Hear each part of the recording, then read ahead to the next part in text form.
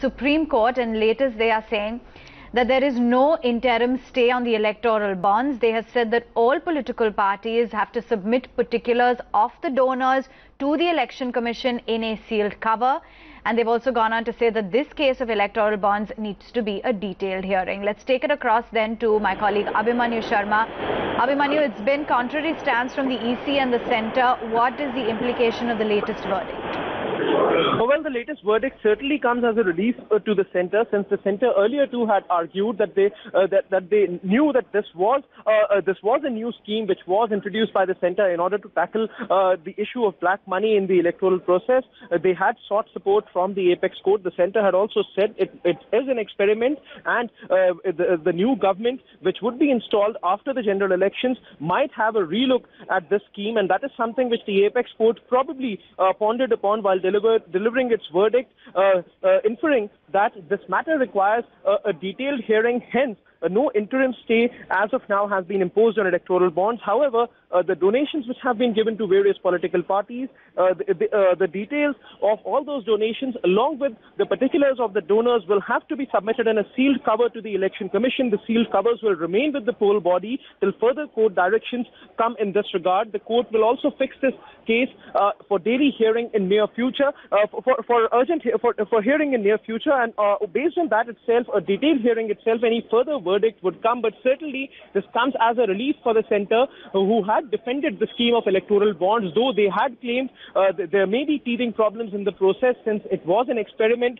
to tackle black money, and it certainly has come as a shot in the arm for the centre. But the court, of course, has said that the details of all the donors and the donations will have to be submitted along with all particulars to the Election Commission. So to some degree, transparency would be retained, since the details would be given to the Election Commission, and at the same time the clause of anonymity would also be retained. That is something which was being argued by the centre in order to prevent victimization of several donors, which was being claimed by the Attorney General yesterday. Manu, this does need a detailed hearing. At least that is what the Supreme Court seems to be saying. When is the next date on this particular hearing? Abhimanyu? Well, the court has not yet fixed any next date of hearing. The court is yet to fix the date for further hearing. It has said that a detailed judgment in this regard would follow, and the next date in this case would be fixed, and a detailed hearing will take place about the modalities of donations and also the issue of anonymity of donors, something which the centre is stressing upon, and something which has been opposed not only by the petitioners but also by the Election Commission. The poll body till now has changed its stance from earlier it was opposing electoral bonds. Now the Election Commission has not opposed the Election Commission has not completely opposed electoral bonds, but they are only saying that they want the clause of anonymity to be removed as far as donations via electoral bonds are concerned. Let me quickly take it across then to Professor Arun Kumar from the Center for Economic Studies and Planning, School of Social Studies at JNU as well. Dr. Kumar, thanks so much for joining in. Would you like to react to Supreme Court's verdict? I mean, yes, there will be another date which will be fixed for a detailed hearing, but for now they're saying that submit in sealed covers who the electoral bond donators are, and that list remains with the EC. So, my reaction would be that this is still not transparency, because the public doesn't get to know. And, the question that the public always has in mind is, who are they voting for and what are they voting for? And if there are any quid pro quo between the donors and the parties that are receiving the funds, then if that is not revealed, then the public doesn't get to know what the quid pro quo is and who they're voting for. So I think this is only an interim thing, and ultimately, the secrecy clause has to go. So there is complete transparency. Information with the Election Commission by itself does not amount to complete transparency as far as the public is concerned. The Election Commission may get to know who's donating, but that's not the same thing as the electoral process becoming transparent. Also connect with Jagdeep Chokar, who is now joining in. Thank you so much for being with us. This is definitely coming in as a relief to the centre, with the Supreme Court saying that there's no interim stay on electoral bonds. Would just like to know your take as well as to how you're reading into the overall proposition of electoral bonds as an idea. This order apparently seems to introduce some transparency, but in effect, I doubt whether it will introduce any transparency, because the political parties are expected to give the details of the donors in a sealed cover to the Election Commission. Now, political parties may well say that we received it by post anonymously and therefore we don't know who has sent it to us. So therefore, I don't think this is a movement in the positive direction. So, just if we could just sort of understand the issue, a little bit more, Mr. Chokar, Professor Chokar, if we just talk through it a little bit. I mean, both sides are arguing on the issue of transparency here, which I thought was the main purpose of these. No. The union government is not arguing for transparency. They are arguing for keeping the details of the donors anonymous. So, but given that the fact that they'd actually gone for using this method in itself was supposed to be a progressive step, so I'm just trying to understand from you in a little bit more detail why this has seemingly backfired on them. No, it is because the political parties are supposed to give the details of the donors of electoral bonds to the Election Commission. Right. A political party will say we received it by post with no return address. We don't know who sent it to us. Yeah, Mr. Kumar, would you agree with the same, that the idea was actually to increase transparency in political funding, curb the usage of black money, but there are complete allegations that it's skewed towards the ruling party and really flouts the actual concept of a transparent and a free election? Yeah, my take is that actually this scheme was not really against black money donations, Political parties fund themselves with white funds as well as with black funds. Black funds will not come through the scheme at all. Black funds will come outside the scope of the scheme. So therefore, it doesn't in any way touch the black part of the funding of the elections. And we know that the black part of the funding of elections is sometimes 10 times more than what the white part is. So bulk of the black part is out. This scheme also allows you to bribe in white. That's the problem.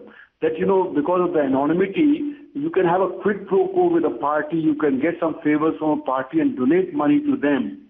So this original idea that the government had, that now parties will be able to get funds from the corporates, without the corporates being afraid that, their names will be revealed and there may be some victimization of theirs, that argument is really a false argument. The argument really is a false argument because here the donation that is being made is completely anonymous. If the donation was open, then I think, the transparency would have been there. But this argument that, now corporates will be able to give, but give in secrecy so they don't get revealed, but then the nefarious designs will also not get revealed. So I think the argument that the government gave is a very partial argument. It's not a fair argument for transparency, and elections require transparency so that the people can vote for the right people. And this, as I said, has very little to do with the black money being turned into white money, or that the donations coming in white rather than in black.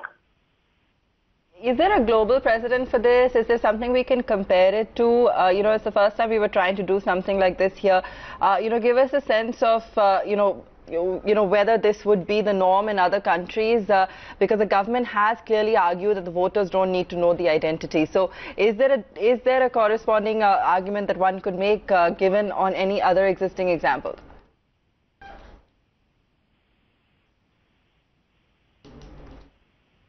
Professor Kumar? Yeah, so, what happens abroad is quite different from what happens here in India, because there the argument is that, we are giving funds and you can spend as much as you like. Here we have election expenditure limits of 75 lakhs, but we know that parties spend on illegal activities of all kinds, like, building, vote banks, like distributing freebies in the last 3 days, kambals, etc. That kind of thing doesn't happen. So therefore in India the funding is both black and white, whereas they say in the US the funding is all white because you can spend as much money as you like. There's no election expenditure limit. So therefore we cannot compare India to what's happening in the US or in the UK. There the accountability of the systems are far greater than the accountability in India. So I would not think that a comparison with other countries would work. We have to look at the specific situation in India, and we have to devise means within India of how to bring about accountability, because our elections are very, the candidates are very unaccountable. They know, if you talk to candidates, they say that they are given money so that there will be a quid pro quo later on. So in other words, this non-transparency that comes about through the black money donations, that non-transparency is what needs to be affected. But this particular scheme, where only the white funding is coming, after all it's coming from the balance sheet of the company, even if it comes from a shell company, it's coming from the balance sheet which can be checked. So therefore, it's not black funds that are coming, it's the white funds that are coming in. And therefore, even the white funds are becoming non-transparent. Earlier, at least, if you donated more than 20,000 rupees, you had to reveal the source, etc. Now you don't have to do any of that. You don't even have to reveal the foreign funds that may be coming. So in other words, a huge amount of non-transparency is being built in the name of transparency. बंद लिफाफे में देने होंगे, और क्योंकि ये आखिरी जो टाइम है बॉन्ड देने का, बॉन्ड खरीदने का, वो 15 मई है। उन्होंने कहा है 30 मई तक हर पॉलिटिकल पार्टी को अपने बॉन्ड्स का ब्यौरा कि किसने उनको दिया है ये इलेक्शन कमीशन को देना पड़ेगा। इलेक्शन कमीशन उसे अपने पास रखेगा और फिर आगे तारीख लगेगी जब फाइनल पूरा फैसला होगा। ये आज का निर्णय है। इस निर्णय का क्या इम्प्लीकेशंस होगा? इस निर्णय का इम्प्लीकेशन अभी फौरन तौर पे तो कुछ नहीं होगा, क्योंकि ये बिल्कुल संभव है कि पॉलिटिकल पार्टी ये कहेंगी कि हमें तो ये बॉन्ड बाय पोस्ट आ गया है और उस पे ये तो लिखा नहीं था किसने भेजा है, तो हमें तो पता नहीं किसने भेजा है। तो अगर पॉलिटिकल पार्टियां ये कह देंगी तो फिर किसी को कुछ नहीं पता लगेगा। तो ये निर्णय देखने में तो लगता है कि शायद इसका कुछ असर हो, लेकिन वास्तव में इसका कोई असर होने वाला नहीं है। ये तो अगली हियरिंग के बाद ही कुछ होगा।